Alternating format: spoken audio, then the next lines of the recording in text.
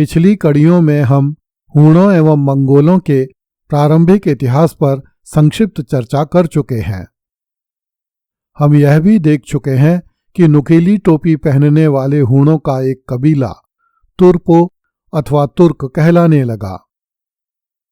तुर्क भी आगे चलकर कई शाखाओं में बंट गए, जैसे मामुलुक तुर्क, सेल्जुक तुर्क, ऑटोमन तुर्क, समानी तुर्क और इल्बरी तुर्क।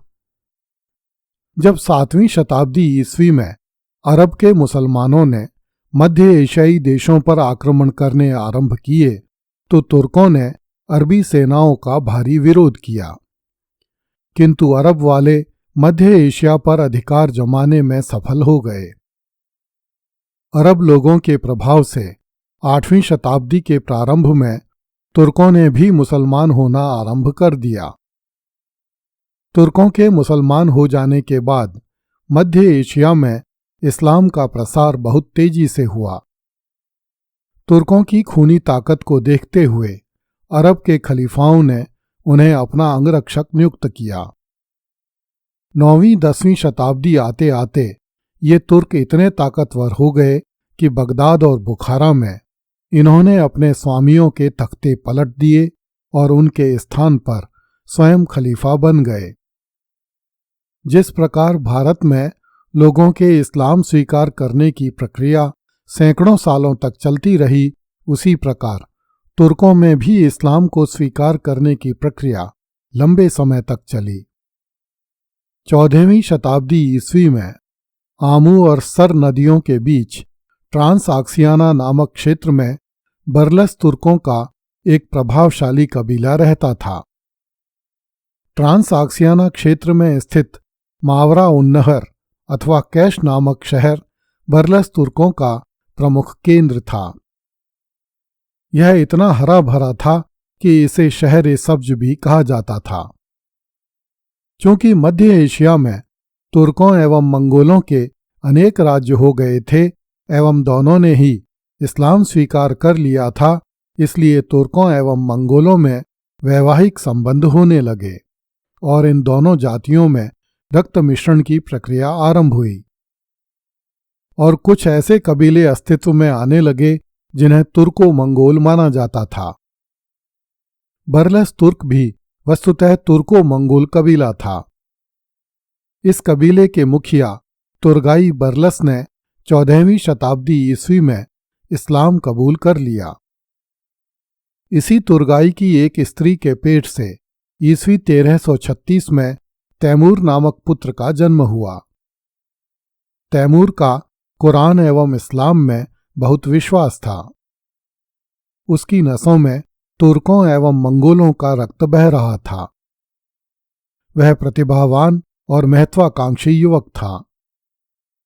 उसने तुर्क सम्राट बूमिन तथा तोबा खां और मंगोल सम्राट चंगेज खां और हुलागू खां की वीरता के अनेक किस्से सुने थे। तैमूर की रगों में भी इन योद्धाओं का रक्त बह रहा था। तैमूर ने निश्चय किया कि वह भी अपने पूर्वजों की तरह एक विशाल साम्राज्य की स्थापना करेगा तथा समस्त संसार को अपनी शक्ति से रौंद डालेगा। ईस्वी 1369 में समरकंद के मंगोल शासक के मर जाने पर तैमूर लंग ने समरकंद पर कब्जा कर लिया और मध्य एशिया में तैमूरी राजवंश की स्थापना की। इसे तुर्को मंगोल राजवंश कहा जाता है, जो तुर्कों एवं मंगोलों के रक्त मिश्रण से उत्पन्न हुआ था। वर्तमान समय में समरकंद उज्बेकिस्तान नामक देश में स्थित है, जो लंबे समय तक सोवियत संघ का हिस्सा रहा था। ईस्वी 1380 से ईस्वी 1387 के बीच तैमूर लंग ने खुरासान, सीस्तान, अफगानिस्तान, फारस, अजरबैजान और कुर्दिस्तान तक के विशाल क्षेत्र को अपने अधीन कर लिया। ईस्वी 1393 में उसने बगदाद तथा समस्त इराक पर अधिकार करने में सफलता प्राप्त कर ली। ईस्वी 1398-99 में तैमूर लंग ने हिंदू कुश पर्वत को पार करके सिंधु नदी से लेकर पंजाब, दिल्ली, तथा जम्मू कश्मीर तक के विशाल भूभाग में स्थित राज्यों को जीता और पंजाब में अपना गवर्नर नियुक्त कर दिया। तैमूर के भारत आक्रमण के इतिहास की चर्चा हम दिल्ली सल्तनत की दर्द भरी दास्तान नामक धारावाहिक में विस्तार से कर चुके हैं। ईस्वी 1405 में तैमूर लंग की मृत्यु हुई। उस समय उसका राज्य पश्चिम एशिया से लेकर मध्य एशिया एवं दक्षिण एशिया में भारत के पंजाब प्रांत तक फैला था। तैमूर की गणना संसार के क्रूरतम व्यक्तियों में होती है। तैमूर लंग ने अमीर, बेग, गुरकानी, मिर्जा, साहिब किरण, सुल्तान, शाह तथा बादशाह आदि उपाधियां धारण की। तभी से इस वंश के शहजादों को इन समस्त उपाधियों से पुकारा जाने लगा।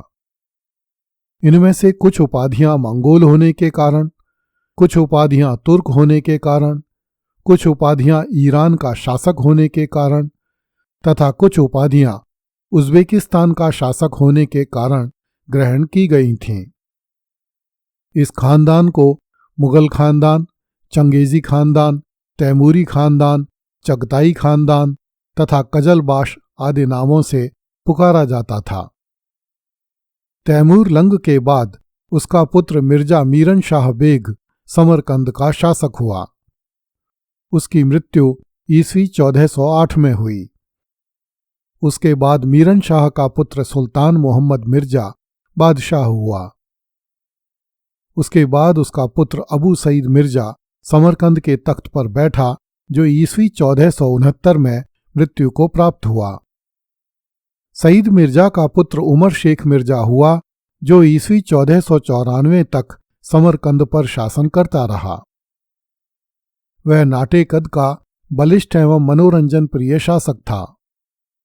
उसकी मृत्यु के बाद उसका पुत्र जहीरुद्दीन मोहम्मद बाबर समरकंद का शासक हुआ।